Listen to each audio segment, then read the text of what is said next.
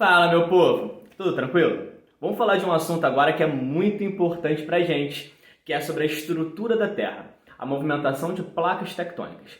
Mas antes disso, voltar um pouquinho no tempo, falar de um cara conhecido como Alfred Wegener. Em 1912, ele bolou uma teoria conhecida como deriva continental, onde ele, observando os territórios, um mapa, ele conseguiu evidenciar que de alguma forma os territórios estavam encaixados, como se fosse um grande quebra-cabeça. E ele se debruçou para tentar entender esse processo. E uma das formas que ele chegou para tentar entender toda essa conjuntura é através de estudos de paleontólogos, através de uma paleontologia, onde espécies de animais que foram encontradas em um continente também foram encontradas em outro. Exemplo, América do Sul e África.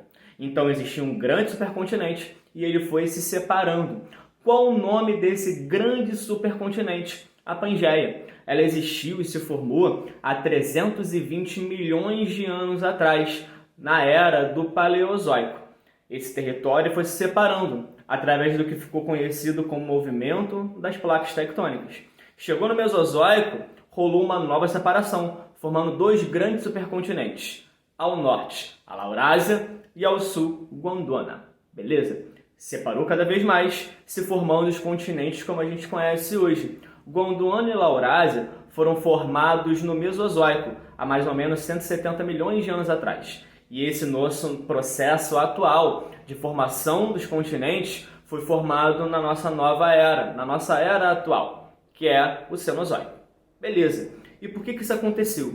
A estrutura da Terra ela é dividida em camadas, como se fosse um grande ovão cozido. Tenta imaginar isso, tá? Então imagina que no ovo cozido, a casca é a crosta ou a litosfera, que é essa camada mais superficial. A gema é como se fosse o núcleo dessa estrutura da Terra. E a clara é como se fosse um manto. Então pensa um pouquinho, olha só. O ovo tem ali a clara dela, vai ser o manto. A casca, a camada mais superficial, vai ser a crosta ou a litosfera. E a gema é como se fosse um núcleo. Assim como no ovo, a casca do ovo vai ser a camada mais superficial, ela é mais fininha.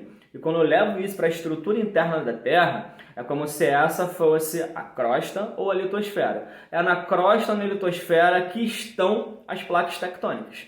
Essa crosta ou litosfera, ela não é inteira, ela não é inteiriça, ela é dividida em partes. E cada parte dela é uma placa tectônica diferente. A clara do ovo é o manto, que é dividido em manto superior e manto inferior. E a gema do ovo é o núcleo, que é dividido em núcleo externo e núcleo interno. O núcleo interno ele é muito mais pastoso. O núcleo externo ele é mais líquido. O núcleo interno também é conhecido como nífe. Beleza. Essas placas vão se movimentando através do que é conhecido como corrente de convecção.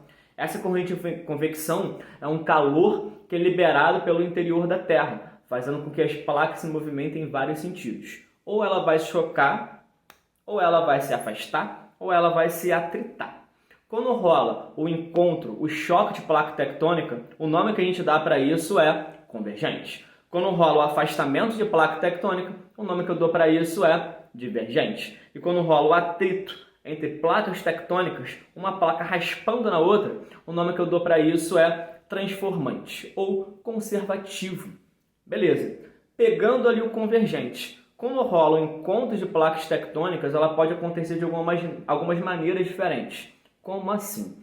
Existem placas que são oceânicas e placas que são continentais. As placas oceânicas elas são mais densas, elas são mais rígidas, comparado às placas continentais. Por elas serem mais densas e mais pesadas, quando a placa oceânica se choca com a placa continental, acontece um processo que é conhecido como subducção, onde a placa oceânica mergulha sobre essa placa que é mais leve, a continental.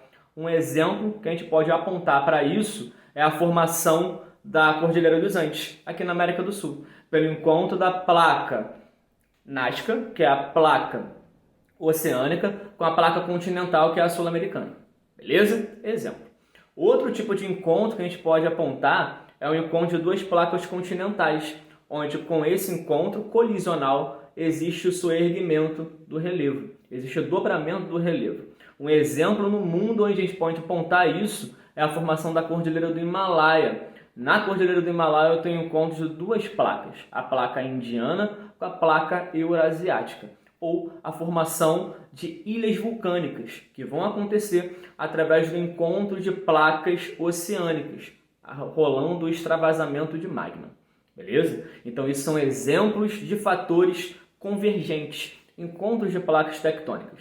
Rola também o afastamento de placa, divergente. E nesse afastamento de placa vai ser formado o que é conhecido como dorsais. Dorsais meso-oceânicas. Como assim? Imagina que aqui eu tenho duas placas oceânicas.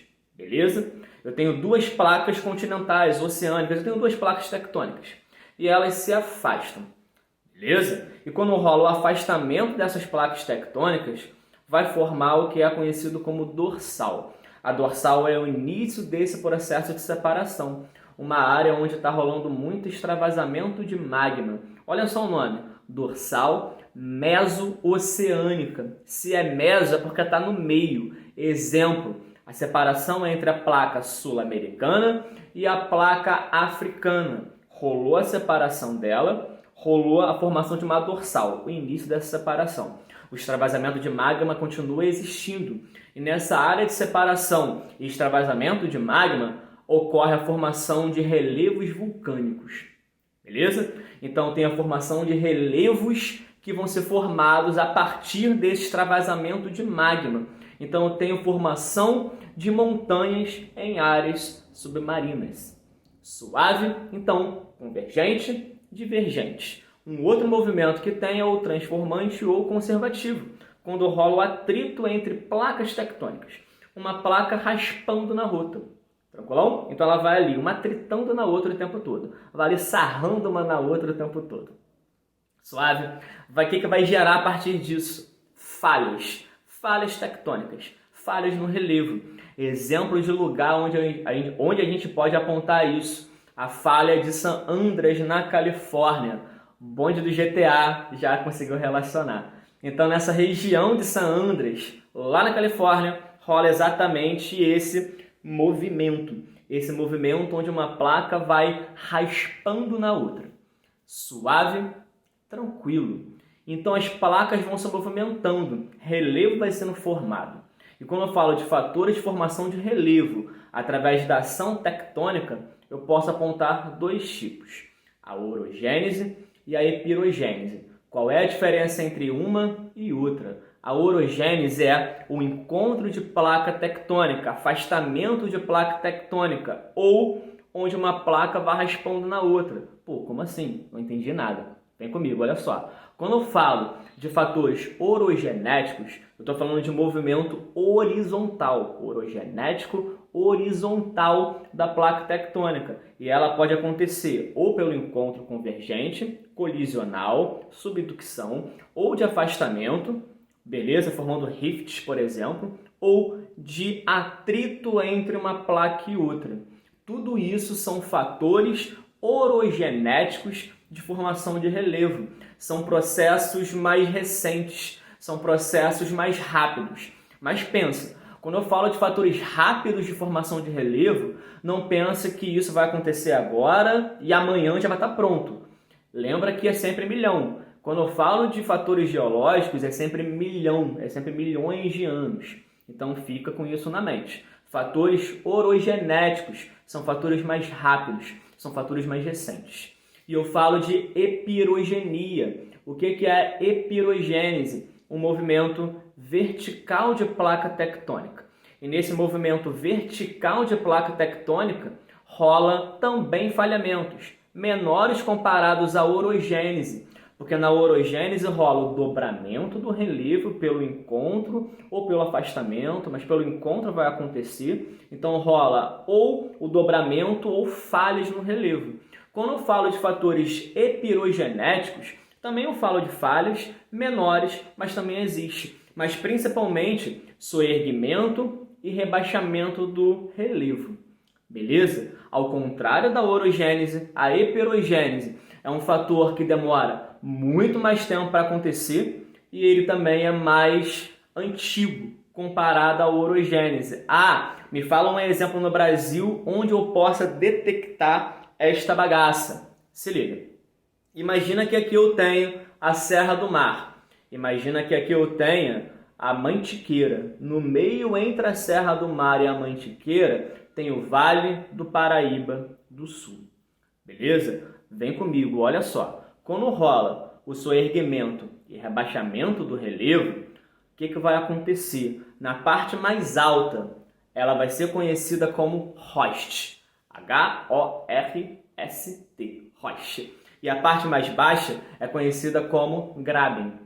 Beleza? Então, Serra do Mar e Mantiqueira são os roches. Aqui no meio está rebaixado o Vale do Paraíba do Sul, muito utilizado historicamente para a produção de café. Ali vai ser o Graben. Beleza? Quando eu volto lá para a orogênese, a dobra do relevo, a parte mais alta dessa dobra vai ser conhecida como anticlinal e a parte mais baixa, sinclinal. Então aqui a gente conseguiu pegar um panorama de movimentos tectônicos e como é que isso pode abalar a estrutura do relevo e tudo que está ao nosso entorno. Tranquilo? Como sempre, dá aquela comentada, curtida se você gostou e coloca mais coisas aí que vocês gostariam de escutar. Grande abraço e tchau, tchau.